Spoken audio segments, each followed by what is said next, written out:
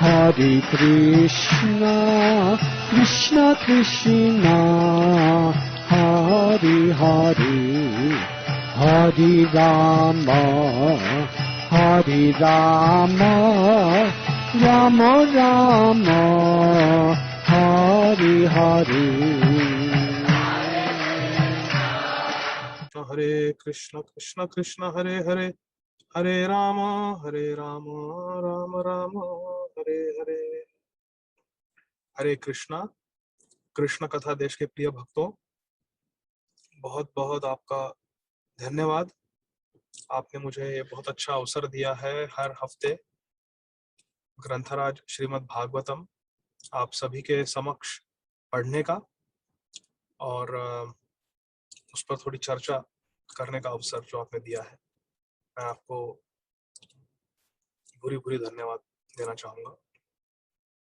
मैं आशा करता हूँ और प्रार्थना करता हूँ कि आप सभी लोग सुखी हैं और कृष्ण भक्ति में आगे बढ़ रहे हैं। हमने ग्रंथराज श्रीमद् भागवतम के छठे स्कंद के पहले अध्याय की हम चर्चा कर रहे हैं और ये प्रसंग है अजामिल के जीवन की कथा। पिछले शनिवार को हम लोगों ने 50वें श्लोक तक चर्चा की थी और आज आगे शेष चर्चा देखेंगे। ओम नमो भगवते वासुदेवाय। ओम नमो भगवते वासुदेवाय। ओम नमो भगवते वासुदेवाय। Verse number 51। ये पहला अध्याय है छठे स्कंद का। अजामिल अपनी मृत्यु शैया पर लेटा हुआ है और उसे ले जाने के लिए 3 यमदूत आए हैं, और क्योंकि उसने अपने पुत्र को जिसका नाम नारायण है पुकारा, तो 4 विष्णुदूत भी वहां पर आ गए। और विष्णुदूतों ने यमदूतों से कहा कि तुम अजामिल को नहीं ले जा सकते, दंड देने के लिए नहीं ले जा सकते, रोक दिया। तो और उन्हें पूछा कि तुम जानते हो धर्म का तत्व क्या है? तो यमदूतगण प्रवचन कर रहे हैं विष्णुदूतों को कि धर्म क्या है। सो वर्स 51, 51 श्लोक। यमदूत विष्णुदूतों से कह रहे हैं, तद एतद षोडश कलम लिंगम शक्ति त्रयम महत् धत्ते अनुसंस्मृतिम पुंसी हर्षशोक भयार्तिदाम।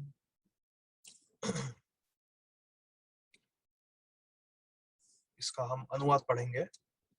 मैं अस्पताल में हूँ, मेरे पास हिंदी भागवतम नहीं है, तो मैं दूसरे फोन पर वेदा बेस पे पढ़ रहा हूँ। तो मैं श्रील प्रभुपाद जी द्वारा किया गया अंग्रेजी अनुवाद पढ़ता हूँ।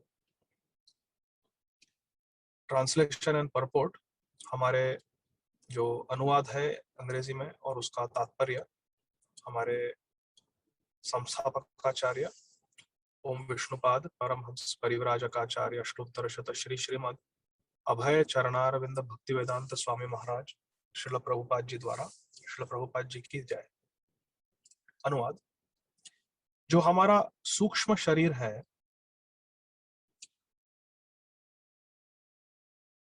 ये सूक्ष्म शरीर के बाहर एक जड़ शरीर है, जो हमारा भौतिक शरीर है, जो पंच महाभूतों से बना हुआ है। उसके 16 अंग है, 5 ज्ञानेंद्रिय है, आंखें, नासिका, कर्ण, जिह्वा और चर्म, त्वचा। यह है हमारे ज्ञानेंद्रिय। से हम सुनते हैं, देखते हैं, सूंघते हैं, जिह्वा से रसास्वादन करते हैं और त्वचा से, चर्म से स्पर्श जानते हैं। यह है हमारे ज्ञानेंद्रिय 5। इसी प्रकार 5 कर्मेंद्रिय है, हाथ पांव हो गए 2, हमारी जीवा जिससे हम बातचीत करते हैं, 3, और फिर हमारे जेनाइटल्स जिनके द्वारा हम संभोग करते हैं, और एनस जिनके द्वारा हम मल का त्याग करते हैं शरीर से, excretion, reproduction and excretion, hands, legs and speech. ये है 5 हमारे कर्मेंद्रिय, वर्किंग सेंसेस, कर्मेंद्रिय। और 5 है हमारे ज्ञानेंद्रियों के विषय, ऑब्जेक्ट्स ऑफ सेंस ग्रेटिफिकेशन, शब्द, स्पर्श, रूप, रस, गंध। यह है 5 कर्मेंद्रिय, 5 ज्ञानेंद्रिय और 5 ज्ञानेंद्रियों के 5 विषय। ये हो गए 5, 5 और 5, 15। और 16वां है मन। तो ये जो जड़ शरीर है, इसके ये 16 अंग है।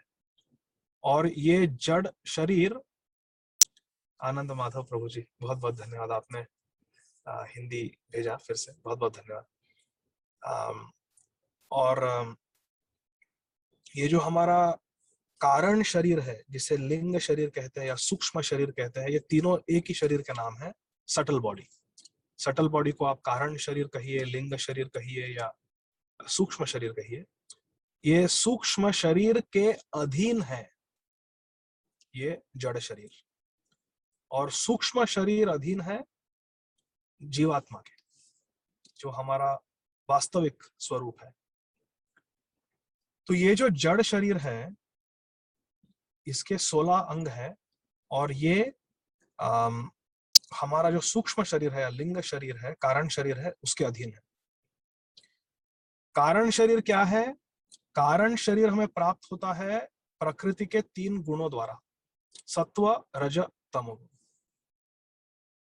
और ये जो सूक्ष्म शरीर है, सटल बॉडी, सूक्ष्म शरीर, कारण शरीर, ये बना हुआ है बहुत सारे इच्छाओं, बहुत सारे हमारे वांछा है, इच्छाएं हैं, अभिलाषाएं हैं। तो इनके द्वारा ये सूक्ष्म शरीर बना है। हमें ये चाहिए, वो चाहिए, बहुत सारे हमारे कामनाएं हैं। और हमारे ये जो कामनाएं हैं, डिजायर्स हैं, इनकी वजह से हम अलग अलग योनियों में भ्रमण करते रहते हैं इस भौतिक जगत में। कभी प्राणियों के योनियों में, कभी वृक्ष योनि में, कभी देवताओं के योनि में, और कभी मानव योनि में। अलग अलग योनियों में हम भ्रमण करते हैं हमारे कारण शरीर के की वजह से, सूक्ष्म शरीर की वजह से। इसीलिए उसे कारण शरीर कहते हैं, क्योंकि ये कारण शरीर कारण है। हम इस भौतिक जगत में बंधे हुए हैं इस कारण शरीर की वजह से, सटल बॉडी, सूक्ष्म शरीर। क्योंकि सूक्ष्म शरीर में बहुत सारे कामनाएं हैं, बहुत सारी इच्छाएं हैं। कृष्ण भूलिया से ही जीव भोग वांछा करे। क्या इच्छा है हमारी? भोगने की। ये जो 16 अंग है जड़ शरीर के, इनके द्वारा हम भोगना चाहते हैं। और ये जो भोग प्रवृत्ति है, जो भोग इच्छा है, इसकी वजह से हम अटके हुए हैं इस भौतिक जगत में। जब जीवात्मा को एक देवता का शरीर प्राप्त होता है, तब हमें बहुत हर्ष का अनुभव होता है। जब मानव शरीर प्राप्त होता है, तब हमें बहुत सारे चिंताएं होते हैं, दुख होता है। और जब हमें, हरे कृष्णा, आपको सुनाई दे रहा है? क्षमा कीजिए, मुझे फोन आया तो जूम थोड़ा डिस्टर्ब हो जाता है। तो चिंता ना करें, ये मेरा पर्सनल फोन है, तो ये मित्र फोन कर रहा था हॉस्पिटल में। तो जब हमें पशु का शरीर प्राप्त होता है, पशु योनि प्राप्त होती है, तब हमें हमेशा भय लगा रहता है। इस प्रकार हम सारे स्थितियों में वास्तव में दुख का ही अनुभव करते हैं। और ये जो हमारी दुखद परिस्थिति है इस भौतिक जगत में, इसे कहते हैं संस्कृति। संस्कृति और ट्रांसमाइग्रेशन इन मटेरियल लाइफ, एक योनि से दूसरे योनि में हम जाते रहते हैं। पुनरपि जन्मम पुनरपि मरणम पुनरपि जननी जठरे शयनम। तो ये जो 51वां श्लोक है, इसकी जो आखिरी लाइन है, जो आखिरी चौथी पंक्ति है, उसको देखिए, हर्ष शोक भयार्थी दाम। ये बहुत महत्वपूर्ण पंक्ति है इस श्लोक का। देखते हैं, हर्ष शोक भयार्थी दाम। श्रील प्रभुपाद जी हमें सिखाते हैं हर्ष का अर्थ क्या है। हर्ष का अर्थ हो सकता है सुख, लेकिन वास्तव में इस भौतिक जगत में कोई आनंद नहीं है। सुख और आनंद में अंतर है। आनंद आध्यात्मिक स्तर पर होता है, क्योंकि भगवान कृष्ण का स्वरूप है सत चिद आनंद विग्रह। भगवान सत चिद आनंद है भगवान कृष्ण। जब हम भगवान श्री कृष्ण से संबंध बना लेते हैं और भगवान श्री कृष्ण का हमेशा स्मरण करते हैं, जब हम कृष्णमय हो जाते हैं, कृष्ण भावना में रहते हैं, तब हमें आनंद की प्राप्ति होती है। यह है आध्यात्मिक आनंद, आह्लाद। और ये मिलता है भगवान की जो आह्लादिनी शक्ति है, श्रीमती राधा रानी की कृपा से हमें ये आध्यात्मिक आनंद मिलता है। लेकिन इस जगत में कोई आनंद नहीं है। इस जगत में हर्ष शोक है। हर्ष मतलब, हर्ष का अर्थ है कि हम ऐसी मनोकामना कर लेते हैं कि अगर मुझे ये चीज प्राप्त हो गई तो मैं बहुत सुखी हूं। खुद को सुखी मानते हैं हम लोग। ये मन की एक धारणा है। जैसे यदि कोई सड़क पर भीख मांग रहा हो और उसे कोई यदि $100 दे दे, तो उस भिखारी को क्या अनुभव होगा? हर्ष का अनुभव होगा। अरे वाह, मुझे आज $100 मिल गए। वो बड़ा सुखी हो जाएगा। मान लीजिए कोई व्यक्ति इंजीनियर है या डॉक्टर है या लॉयर है या MBA है और वो व्हाइट कॉलर जॉब करता है, पढ़ा लिखा है, किसी कंपनी में काम करता है। यदि उसे तनख्वाह में $100 दिए जाए तो क्या वो खुश होगा? वो तो एक दिन में $100 से ज्यादा कमाता है। कई तो ऐसे लोग हैं जिनका आवरली रेट, उनका प्रति घंटे जो वेतन है वो $100 होता है या उससे भी अधिक होता है ना? तो उन्हें बिल्कुल भी सुख नहीं मिलेगा यदि उन्हें कोई $100 दे तो तनख्वाह के रूप में। नहीं। तो ये जो है हर्ष, ये हम बस ऐसी धारणा कर लेते हैं, हम मान लेते हैं कि मैं सुखी हूँ। यदि ऐसा हो जाए तो मैं सुखी हो जाऊंगा। यदि मुझे इतना धन मिल जाए तो मैं सुखी हो जाऊंगा। यदि मुझे ये घर मिल जाए तो मैं सुखी हो जाऊंगा। यदि मुझे छुट्टी मिल गई तो मैं सुखी हो जाऊंगा। यदि मुझे प्रमोशन मिल गया तो मैं सुखी हो जाऊंगा। मुझे पुत्र हो गया तो मैं सुखी हो जाऊंगा। मेरा विवाह हो गया इस स्त्री से तो मैं सुखी रहूंगा। हम ऐसा मान लेते हैं और कभी कभी सुख का अनुभव कर लेते हैं इस भौतिक जगत में। हमारी जैसी मनोकामना है, यदि वैसा हुआ, हमारे मन के अनुसार हुआ, तो हम ऐसा धारणा कर लेते हैं कि मैं सुखी हूं। जैसे मान लीजिए मुझे इस देश में ग्रीन कार्ड चाहिए। मान लीजिए ग्रीन कार्ड चाहिए, तो यदि मुझे ग्रीन कार्ड मिल गया तो मैं क्या कहूंगा? सीमा माता जी, तुषार प्रभु, आपको एक गुड न्यूज देनी है, मुझे ग्रीन कार्ड मिल गया। भगवान श्री कृष्ण की कृपा से मुझे ग्रीन कार्ड मिल गया। यदि यहाँ पे जो USCIS है, United state citizenship and immigration department जो है USCIS, यदि वो मेरा ग्रीन कार्ड एप्लीकेशन रिजेक्ट कर देते हैं, मुझे ग्रीन कार्ड देने से मना कर देते हैं, तो क्या मैं ऐसा कहूंगा कि माता जी और प्रभु जी, गुड न्यूज है, मेरा ग्रीन कार्ड एप्लीकेशन रिजेक्ट हो गया, अभी मेरी नौकरी चले जाएगी, अभी मुझे भारत वापस जाना पड़ेगा? मैं ऐसा कहूंगा? कहना चाहिए, लेकिन नहीं कहूंगा। क्यों? क्योंकि मैंने ऐसी मनोकामना की है कि मुझे ग्रीन कार्ड चाहिए। तो वो वस्तु जो हमें चाहिए वो यदि प्राप्त हो गई तो हम मानते हैं कि आई एम हैप्पी, मैं सुखी हूं। हमें जैसा चाहिए उसके विरुद्ध कुछ हो गया, अरे अरे दुखालयम अशाश्वतम, मैं बहुत दुखी हूँ, बहुत दुख है इस जगत में, क्यों ऐसा हुआ? तो ये सुख दुख जो है, ये ये बस हम मान लेते हैं कि ये सुख है और ये दुख है। वास्तव में कुछ सुख नहीं है, कुछ दुख नहीं। हम उस पर चर्चा करेंगे। हर्ष शोक भयार्ति दाम, ये 51वें श्लोक का आखिरी पंक्ति है, इसमें जरा ध्यान दीजिए। हर्ष शोक भयार्ति दाम। तो हर्ष क्या है? हम जैसा चाहते हैं वैसा हुआ तो हर्ष। शोक क्या है? शोक का अर्थ है, श्रील प्रभुपाद जी कहते हैं कि जो भूतकाल में, जो बीते हुए काल में जो कुछ हमारे मन विरुद्ध हुआ है, हमें जैसा चाहिए उसके विरुद्ध जो कुछ घटा है, जो कुछ हुआ है, उसे याद करके हम दुखी हो जाते हैं, उसे कहते हैं शोक। जैसे कोई दुखद घटना हमारे जीवन में घटी हो भूतकाल में, उसे याद करके हम शोक करते हैं।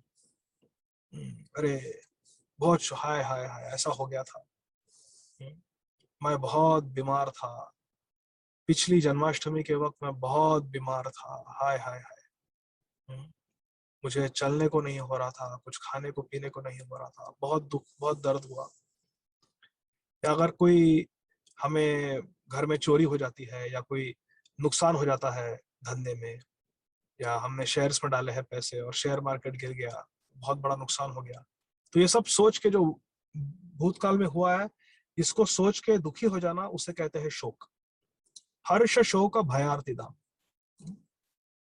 तो हर्ष मतलब सुख, शोक मतलब जो भूतकाल में हुआ है उसे, उसका स्मरण करके दुखी हो जाना। भय का अर्थ क्या है? भय का अर्थ है कि भविष्य में कुछ गलत हो जाएगा, कुछ बुरा हो जाएगा हमारे साथ, ऐसा विचार करके चिंतित रहना या दुखी हो जाना। मेरे बच्चों को कुछ नहीं होना चाहिए, मेरे बच्चे बीमार नहीं होने चाहिए, मेरी नौकरी नहीं जानी चाहिए, I should not be laid off. अभी बहुत ले ऑफ्स हो रहे हैं, इकोनॉमी ठीक नहीं है कोविड-19 की वजह से, तो भविष्य में कुछ ऐसा गड़बड़ हो जाएगा, मुझे कैंसर हो जाएगा, या अरे कुछ चोरी नहीं हो जाए घर में, ऐसा भविष्य की चिंता करके चिंतित रहना, दुखी रहना, इसे कहते हैं भय। भविष्य की चिंता भय। भूतकाल में जो है उसका स्मरण करके दुखी रहना, उसे कहते हैं शोक। और आरती का अर्थ क्या है? आरती का अर्थ है जो वर्तमान काल में हमें दुख हो रहा है, उसे कहते हैं आरती। जैसे अभी कुछ फ्रैक्चर हो गया, अभी कोई बीमारी है, अभी कहीं दर्द हो रहा है, उसे कहते हैं आरती। दाम मतलब देना। तो ये जो अनुसंस्मृति है, ये जो पुनरपि जन्मम पुनरपि मरणम, ये जो काल चक्र है, ये जो भव सागर है जिसमें हम अटके हुए हैं, फंसे हुए हैं, सूक्ष्म शरीर और जड़ शरीर को लेकर, इसमें हम केवल हर्ष शोक भयार्थी दाम, ये हमारा जो शरीर है, कारण शरीर और जड़ शरीर, जिसके 16 अंग है, ये केवल हमें 4 चीजें प्रदान करता है। क्या है ये 4 चीजें? हर्ष शोक भयार्थी दाम। हर्ष देता है, कभी कभी थोड़ा सुख मिलता है, कभी कभी शोक होता है क्योंकि जो हमारे साथ बुरा हुआ, जैसे कि किसी की मृत्यु हो गई घर में, तो हम सोचकर शोक करते हैं, अरे अभी मैं कभी मिल नहीं पाऊंगा, ऐसा, इसे कहते हैं शोक। भय मतलब भविष्य में ऐसा कुछ हो जाएगा, मैं जिससे बहुत स्नेह करता हूं उसकी मृत्यु हो जाएगी, क्योंकि मृत्यु तो आनी ही है, तो ऐसा विचार करके भविष्य में कुछ बुरा हो जाएगा सोच के चिंतित रहना, उसे कहते हैं भय। और आरती मतलब अभी जो हमें दुख दर्द है वर्तमान काल में, उसका अनुभव करना, उसे कहते हैं आरती। ये 4 चीजें हमें शरीर देता रहता है। तो ये श्लोक बहुत ही जरूरी है। तात्पर्य में श्रील प्रभुपाद जी महाराज लिखते हैं कि भगवत गीता में ऐसा कहा है कि इस भौतिक जगत को पार करना, इस भव सागर को पार करना बहुत कठिन है। श्रील प्रभुपाद जी लिखते हैं कि भगवत गीता में भगवान श्री कृष्ण ने कहा है, दैवी ही एष गुणमयी मम माया दुरत्यया। ये जो माया है, भव सागर है, इसे पार करना दुरत्यया, बहुत मुश्किल है, बहुत कठिन है, संभव नहीं है। केवल एक ही मार्ग है मुक्त होने का, एक ही मार्ग है आनंद की प्राप्ति करने का, एक ही मार्ग है हमारे जीवन को सार्थक बनाने का। वो क्या है? माम एव ये प्रपद्यन्ते माया मेतान तरन्ति ते। हम तर सकते हैं माया सागर, भव सागर को हम तर सकते हैं, पार कर सकते हैं। कैसे? भगवान श्री कृष्ण कहते हैं माम एव ये प्रपद्यन्ते, केवल भगवान श्री कृष्ण के शरण में जाने से, भगवान श्री कृष्ण की भक्ति करने से, भगवान श्री कृष्ण का आश्रय लेने से हम पार हो जाएंगे। दैवी एष गुणमयी मम माया दुरत्यया माम एवं ये प्रपद्यन्ते माया मेताम तरन्ति ते। 52 श्लोक क्रमांक। देहज्ञो अजित षड्वर्गो नेच्छन् कर्माणि कार्यते कोशकार इवात्मानं कर्मणाच्छाद्य मुह्यति। इसमें कहा है देही अर्थात जिसने देह को धारण किया है वो जीव आत्मा। हम देह नहीं है, हम देही है। हम जीवात्मा है जिसने देह को धारण किया है, देही, द एम्बॉडीड सोल। अज्ञ जिसे आध्यात्मिक ज्ञान नहीं है। अजित षट वर्ग, ये बहुत महत्वपूर्ण शब्द है, कृपया ध्यान दीजिए प्रिय भक्तों। अजित षट वर्ग, जिन्होंने 5 ज्ञानेंद्रियों और छठवां इंद्रिय जो है मन, इन षट वर्ग, इन 6 इंद्रियों पर नियंत्रण नहीं किया है।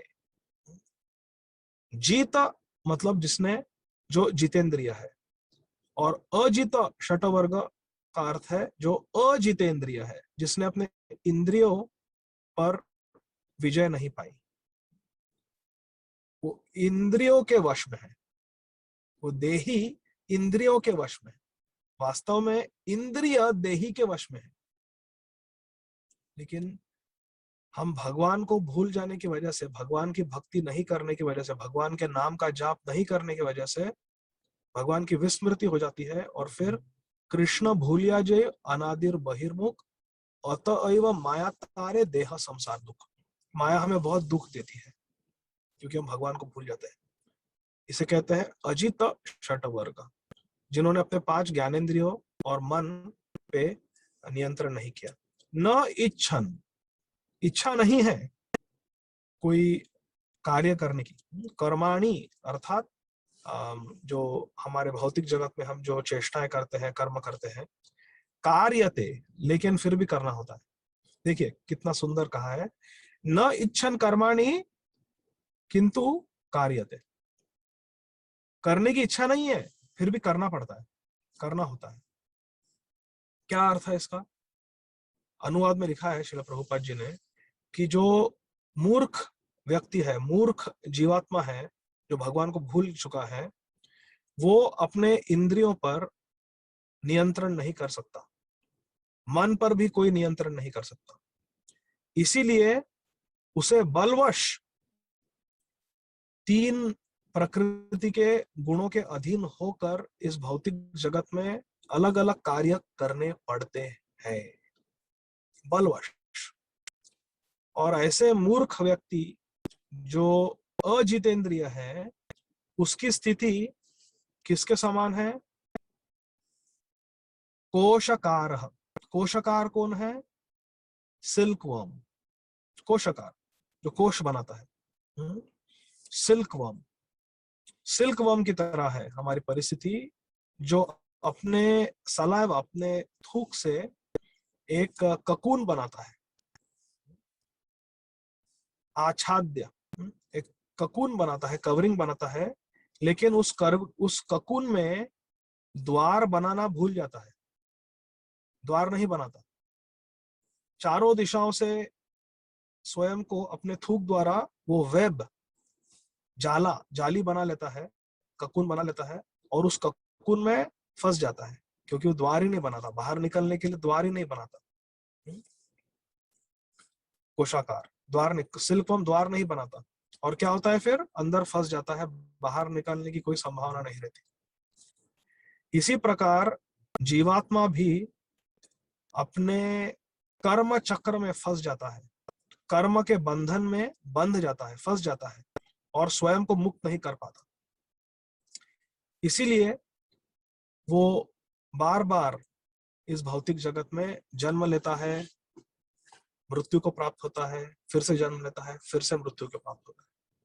पुनरपि जन्मम पुनरपि मरणम पुनरपि जननी जठरे शयनम, ये चलता रहता है। संसार चक्र कहते हैं इसे, संसार चक्र भ्रमत स्वकर्म भी। हमारे खुद के कर्म की वजह से वृत्रासुर महाराज कहते हैं इसी स्कंद के अंत में, छठे स्कंद में कहते हैं वृत्रासुर महाराज कि ममोत्तम श्लोक जनेषु सख्यम संसार चक्र भ्रमत स्वकर्म भी। मैं स्वकर्म की वजह से मेरे कर्म के इस जाले में फंसा हूं, और इस भौतिक सागर में, इस भौतिक जगत में फंस गया हूं, बिल्कुल कोशाकार की तरह। तो इस पर श्रील प्रभुपाद जी अनुवाद में तात्पर्य में लिखते हैं कि हम एक सिल्कवर्म की तरह अपने ककून में फंस जाते हैं, और यहाँ से मुक्त होना अत्यंत कठिन है जब तक हमें भगवान श्री कृष्ण सहायता नहीं करते, तब तक हम नहीं निकल सकते इस ककून के बाहर। जो सिल्कवर्म होता है, जो ककून के अंदर बंध जाता है, उसमें कोई क्षमता नहीं होती बाहर निकलने की। लेकिन ऐसा कोई व्यक्ति जो उस सिल्कवर्म के ककून में बंधा नहीं है, ऐसा व्यक्ति ही बाहर से उस ककून को फाड़ सकता है और उस सिल्कवर्म को, कोशाकार को वहां से मुक्त कर सकता है। तो जो हमारे आजू बाजू में जो भी मनुष्य है, जो भी व्यक्ति है, हमारे मित्र, हमारे परिकर, हमारे रिश्तेदार, घर वाले, ये सब बद्ध जीव है। एक बद्ध जीव दूसरे बद्ध जीव की क्या सहायता कर सकता है? यदि समुद्र में हजारों लोग हैं लेकिन उनमें से कोई तैरना नहीं जानता, तो क्या फायदा? हजारों लोग रहकर भी क्या, मेरे साथ मेरे 1000 मित्र हैं, क्या फायदा? समुद्र को पार करने में कोई समर्थ नहीं है, तो क्या फायदा ऐसे मित्रों का, क्या फायदा ऐसे साथीदारियों का?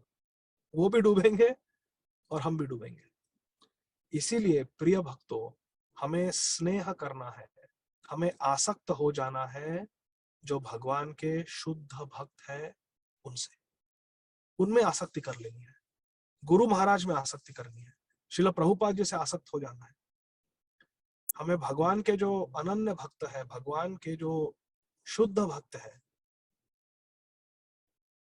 उनका आश्रय लेना है, उनके साथ संग करना है, उनकी बातें सुननी है, उन्हें तुष्ट करना है, सम्मान आदर सबका करना है, मान सबको देना है, लेकिन हमें हृदय भगवान के शुद्ध भक्तों को ही देना है, जो स्वयं तरने वाले हैं और हमें भी भवसागर पार करने में सहायता करने में समर्थ है। क्यों? क्योंकि वो भगवत आश्रित है, भगवान नाम आश्रित है। समाश्रित ये पद पल्लव प्लवम महत् पदम पुण्य यशो मुरारे भवाम बुधिर्वत्स पदम परम पदम पदम पदम यद विपदाम न तेषाम्।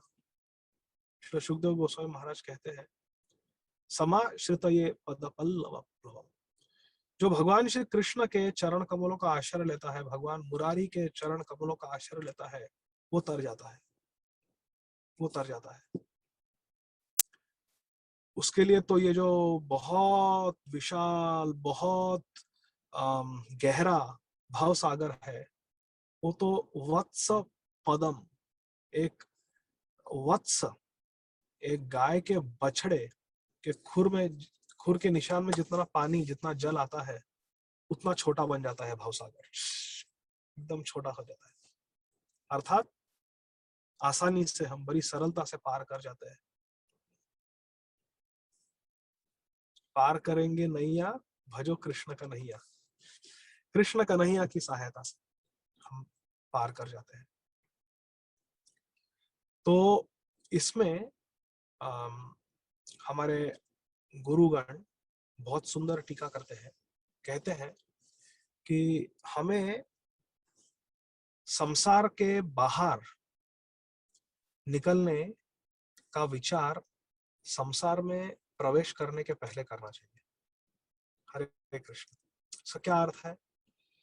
संसार अर्थात हमारा जो आश्रम है, जो प्रपंच है, घर गृहस्थी है, इसमें प्रवेश करने से पहले अर्थात विवाह करने से पहले, पत्नी पति बनाने से पहले, बच्चे होने से पहले हमें इस संसार से बाहर निकलने का विचार कर लेना चाहिए। वनप्रस्थ जीवन का विचार पहले करना चाहिए, गृहस्थ बनने से पहले।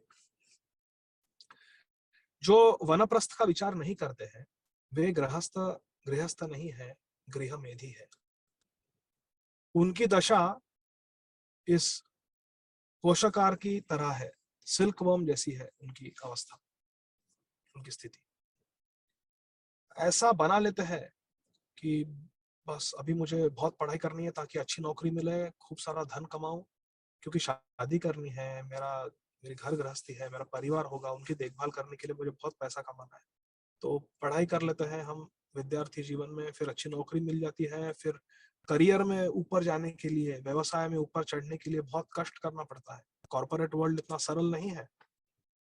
इस भौतिक जगत में करियर बनाना, सक्सेसफुल होना इतना आसान नहीं है। कितने साल हम पढ़ाई करते हैं, 20-20 साल पढ़ाई करते हैं।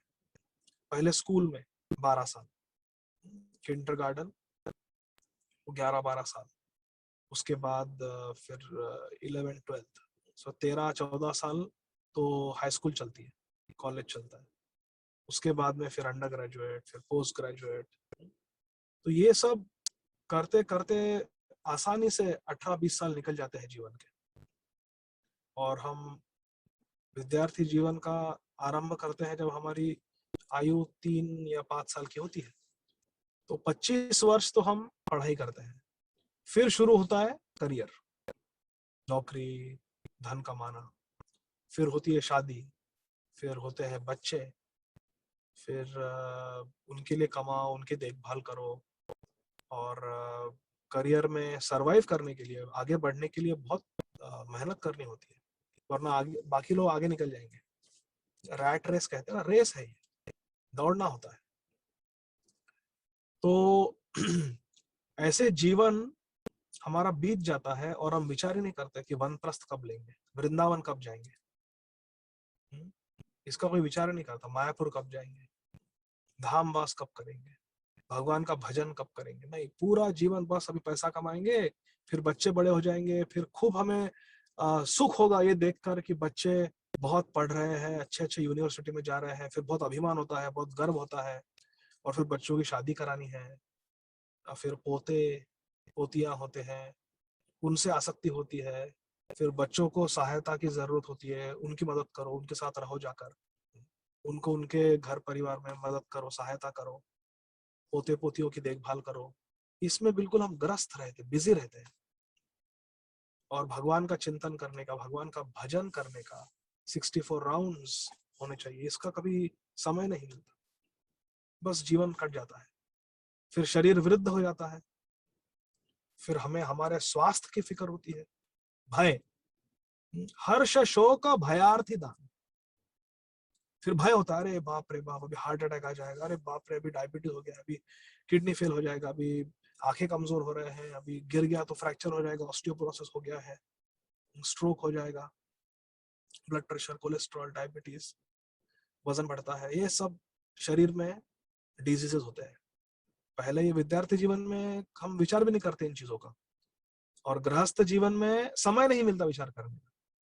और अभी जब हम 50 इयर्स प्लस हो जाते हैं, तब फिर सारे सेहत हेल्थ की चिंता होती है, भय। और फिर हम रिटायरमेंट प्लानिंग, अरे बाप रे बाप, मैंने सफिशिएंट पैसा नहीं कमाया, रिटायरमेंट प्लान में अभी जितना चाहिए उतना धन नहीं है, और कमाना चाहिए। फिर आखिरी के करियर में आखिरी के 5-10 साल और हम हार्ड वर्क करते हैं और मेहनत करते हैं। अब ये बस रिटायरमेंट प्लान के लिए, रिटायरमेंट अकाउंट के लिए थोड़ा और सेविंग करना है, थोड़ा और कमाना है, एक्स्ट्रा शिफ्ट, ओवर टाइम, ये वो। और अभी हमारी सेहत सहायता नहीं करती। वर्क फोर्स में नए नए युवक आ गए हैं, नौजवान लोग आ गए हैं, वो हमसे तेजी से विचार कर सकते हैं, वो नए टेक्नोलॉजी को जानते हैं। हमारा टेक्नोलॉजी आउटडेट होता है, उसमें सरवाइव करने के लिए बहुत मेहनत करनी होती है, और भजन के लिए टाइम, समय नहीं मिलता। तो हमारी अवस्था कैसी है? सिल्क वर्म के जैसी है। हम ही ने बनाया है ककून, ककून सिल्क वर्म ही बनाता है, लेकिन उसमें दरवाजा बनाना भूल जाता है और अंदर फंस जाता है। वैसे ही हम लोग ऐसा, गृह मेधि का अर्थ है हम ऐसा घर बनाते हैं जिसमें हम एग्जिट नहीं बनाते। अभी यदि हम कोई भी ऐसे जगह जाए जहां पर बहुत सारे लोग एकत्रित होते हैं, क्राउडेड प्लेसेस जैसे एयरपोर्ट, रेलवे स्टेशन, या इवन एरोप्लेन, वहां पे क्या होता है? एग्जिट साइन होती है। आप किसी भी ऑडिटोरियम में जाइए, किसी भी ऑफिस में जाइए, एग्जिट प्लान होता है। यहाँ तो अमेरिका में एग्जिट प्लान लिखकर, छाप कर, उसे कई सारे प्रोमिनेंट जगहों पर उसे चिपकाना होता है, दीवालों पर, दरवाजों पर। आप किसी होटल में जाइए, आपके होटल के दरवाजे पर एग्जिट प्लान होता है। In case of fire, how to exit. कोई दुर्घटना घटी तो कैसे बाहर निकलना है। तो हम तो जानते हैं हमारे जीवन में दुर्घटना घटने वाली है, हम बूढ़े होने वाले हैं, बीमारियां आएंगी, और मृत्यु का भी सामना करना होगा। सभी को 100% गारंटी है कि हम वृद्ध होंगे, हम बीमार होंगे, और हम, ये शरीर शांत हो जाएगा हमारा एक दिन। मृत्यु, मृत्यु सर्व हरस चाहम, ये तो गारंटीड है, कॉन्ट्रैक्ट में लिखा है। पुनरअपि जन्मम पुनरअपि मरणम, जो जन्म लिया है उसे मरना है, तो मृत्यु का विचार करना चाहिए। एग्जिट प्लान होना चाहिए। हमारा एग्जिट प्लान ही नहीं है। बस जीवन भर गृहस्थ में रहेंगे, पत्नी या पति के साथ कंफर्टेबली रहेंगे, एक रिटायरमेंट होम ले लेंगे, बहुत सारे सेविंग्स होंगे, इतना खर्चा करेंगे, इतने साल हमारा सेविंग रिटायरमेंट अकाउंट चलेगा। लेकिन भजन का क्या? भजन की कोई बात ही नहीं हो रही है। तो धन्य है ऐसे भक्त जो भजन भी करते हैं, प्रचार भी करते हैं, और व्रजवास भी करते हैं, जैसे हमारे आनंद माधव प्रभु और पद्मावती माता जी। धन्य है, भजन भी करते हैं स्वयं, प्रचार भी करते हैं, और व्रजवास भी करते हैं। वृंदावन से आसक्ति है, भगवान के धाम से, नवद्वीप मायापुर धाम से आसक्ति है। तो ऐसे जो ये है गृहस्थ, ये है आदर्श गृहस्थ। हमें ऐसा बनना है। वनप्रस्थ का विचार करना है कि कैसे हम रिटायर हो जाए। हमारे गुरुगण कहते हैं कि 50 वर्ष तक, आयु 50 वर्ष होती है, तब तक यदि हमने इतना सेविंग्स नहीं किया है कि हम रिटायर हो सके, तो कुछ गलत किया है। 50 वर्ष की आयु तक हमें रिटायर होने की व्यवस्था कर लेनी चाहिए, क्योंकि 50 की आयु में हम इतने भी बूढ़े नहीं है कि शरीर में कोई एनर्जी नहीं है, कोई क्षमता नहीं है, स्टेमिना नहीं है। तो 50 वर्ष की उम्र में हम फिर भी धाम में रह सकते हैं, परिक्रमा कर सकते हैं, भजन कर सकते हैं, एक स्थान पर बैठकर भगवान के नाम का जाप कर सकते हैं, मंदिर में सेवा कर सकते हैं, श्री विग्रह सेवा कर सकते हैं, प्रचार कर सकते हैं, पढ़ सकते हैं, पढ़ा सकते हैं लोगों को, भक्तों को। ऐसा नहीं कि बिल्कुल 70 वर्ष की उम्र तक काम करते रहे।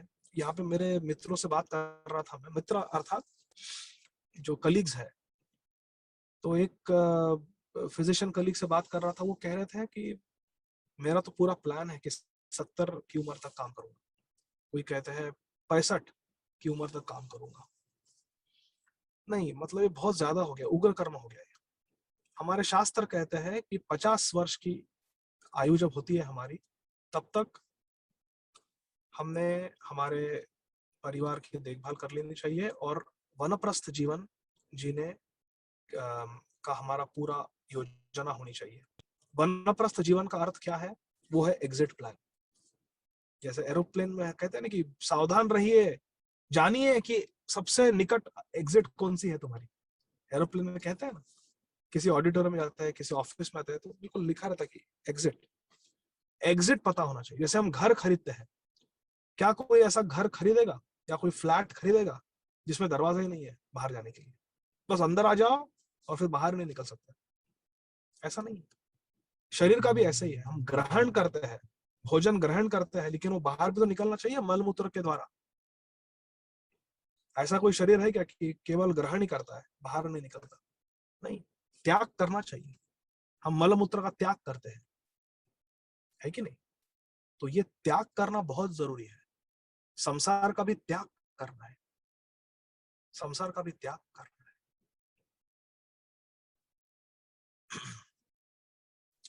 वनप्रस्थ जीवन का अर्थ क्या है प्रिय भक्तों? वनप्रस्थ जीवन का अर्थ है कि जीवन को बिल्कुल सरल बना, एकदम simple living and high thinking. एकदम साधारण जीवन जीना है।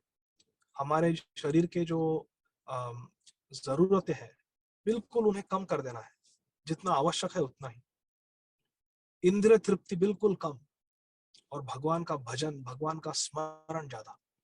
नाम भजन, श्री विग्रह सेवा, भागवत पठन, चैतन्य चरितामृत का अभ्यास, भक्तों के साथ संग करना, हरि कथा सुनना, हरि नाम संकीर्तन करना, मंदिर जाना संकीर्तन करने के लिए, भगवान का दर्शन करने के लिए, वैष्णवों की सेवा करना, ये सब कार्यों के लिए हमारे पास समय होना चाहिए। पूरा समय इन्हीं कार्यों में। जो पंचांग भक्ति है, नाम कीर्तन, साधु संग, भागवत श्रवण, मथुरावास, श्री मूर्ति श्रद्धाय सेवन। श्री चैतन्य महाप्रभु श्री चैतन्य चरितामृत में कहते हैं कि यह है पंचांग भक्ति। 5 कार्य है ये। नाम संकीर्तन, साधु संग, खूब नाम भजन करना है। नाम भजन 2 प्रकार का होता है। बैठकर अपने जपमाला पर भगवान के नाम का जाप करें, वो आराम से, हरे कृष्ण कृष्ण कृष्ण हरे हरे, हरे राम राम राम हरे हरे। सॉफ्ट सॉफ्ट कोमल स्वर में, जोर से नहीं। और दूसरा होता है नाम संकीर्तन, वो जोर से होता है। अकेले कर सकते हैं, या और भी बेहतर है यदि हम भक्तों के साथ आकर करें। यह है 2 प्रकार का नाम भजन, जाप और कीर्तन।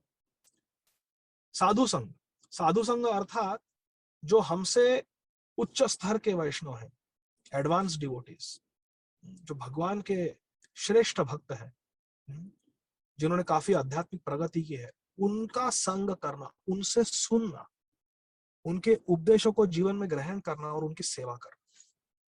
और जो हमारे जैसे हैं भक्त, हमारे ही स्तर पर है, हमारे मित्र है, उनके साथ भगवत चर्चा करना, भगवत चर्चा करना, एक दूसरे को प्रोत्साहन देना, उत्साह देना, एनकरेज करना।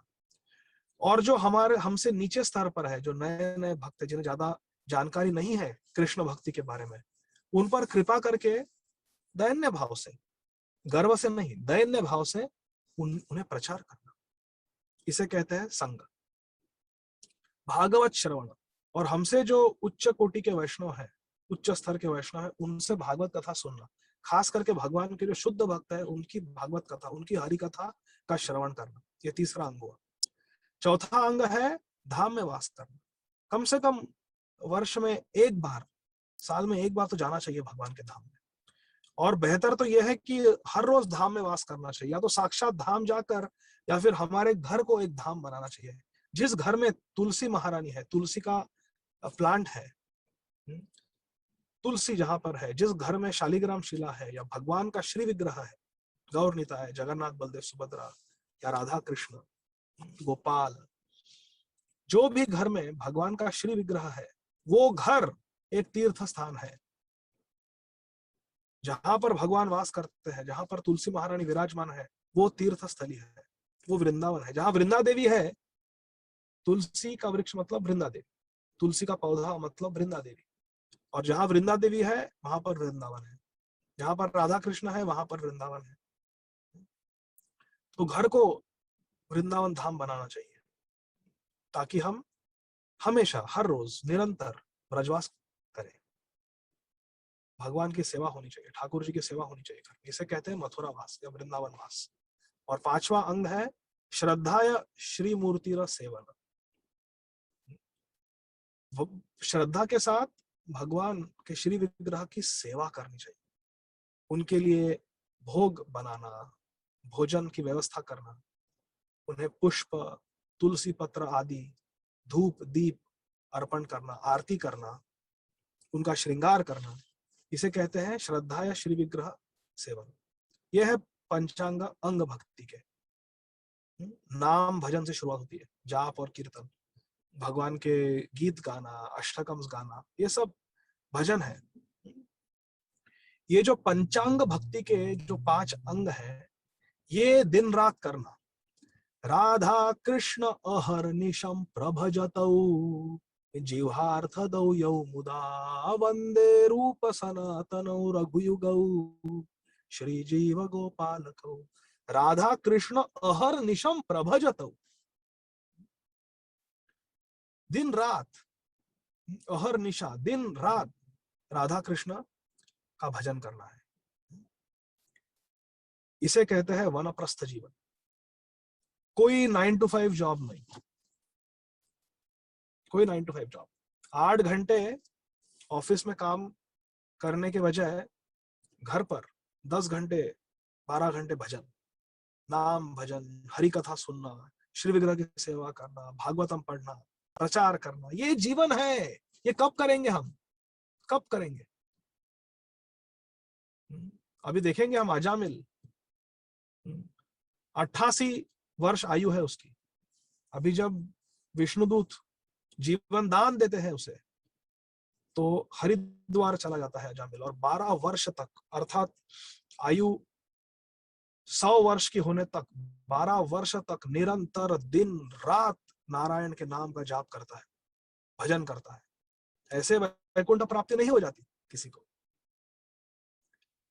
मृत्यु समय नामाभास से, भगवान का नाम लेने से नरक की प्राप्ति नहीं होगी, नरक की प्राप्ति नहीं होगी, भजन करने का अवसर मिलेगा।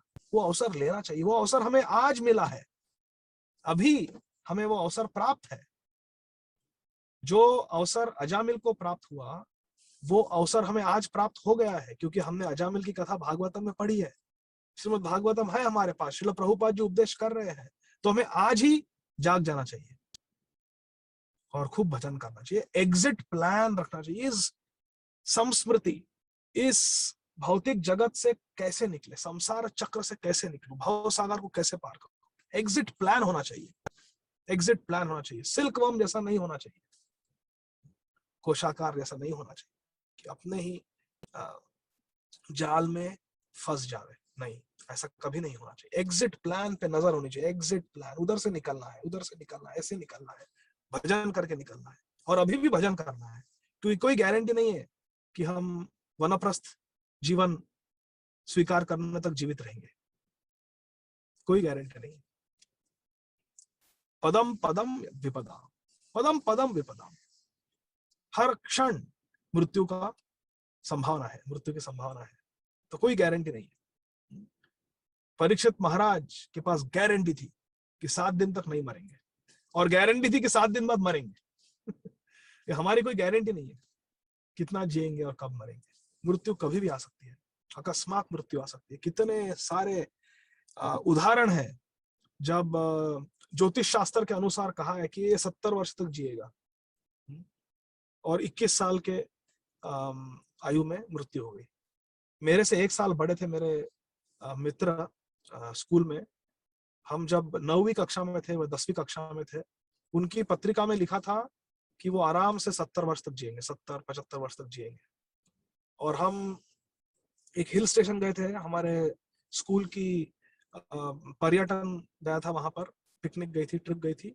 सुबह जाके शाम को वापस आने वाले थे। दोपहर को हम लोग वहां पर एक नदी थी, उसमें तैर रहे थे और हमारे सामने डूब गया वो मित्र हमारा। उसकी आयु थी 16 वर्ष। पत्रिका में लिखा था 70 वर्ष तक जिएगा। देखिए, कोई गारंटी नहीं है, कोई गारंटी नहीं है, कुछ भी हो सकता है, कोई गारंटी नहीं है। जब तक भगवान स्वयं आकर नहीं कहते तब तक कोई गारंटी नहीं है, कभी भी मृत्यु आ सकती है। इसीलिए हमारे आचार्य कहते हैं, नीलकंठ गोस्वामी कहते हैं केवल अष्टकम में, निश्वास नाही विश्वास कदा रूढ़ो भविष्य। कोई कब हमारा श्वास रुक जाएगा कोई विश्वास नहीं है। निश्वास नाही विश्वास कदा रूढ़ो भविष्य, कब सांसें रुक जाएंगी, कब प्राणवायु निकल जाएगा इस शरीर से, कोई गारंटी नहीं है। निश्वास नाही विश्वास कदा रूढ़ो भविष्यति, कीर्तनियो मतो बाल्याद हरेर नाम है केवल। इसीलिए बाल्य अवस्था से नाम कीर्तन करना चाहिए। हरेर नाम हरेर नाम हरेर नाम है वो केवल, कलो नास्ति नास्ति नास्ति। हरे कृष्ण। कथा को ही विराम देंगे और शेष कथा अगर भगवान कृष्ण चाहे तो अगले शनिवार। जगत गुरु श्रील प्रभुपाद की जय। निताई गौर प्रेमानंद। हरि हरि। बहुत बहुत धन्यवाद। हरे कृष्ण। यदि कोई प्रश्न होंगे तो हमारे पास 4 मिनट है। हरे कृष्ण।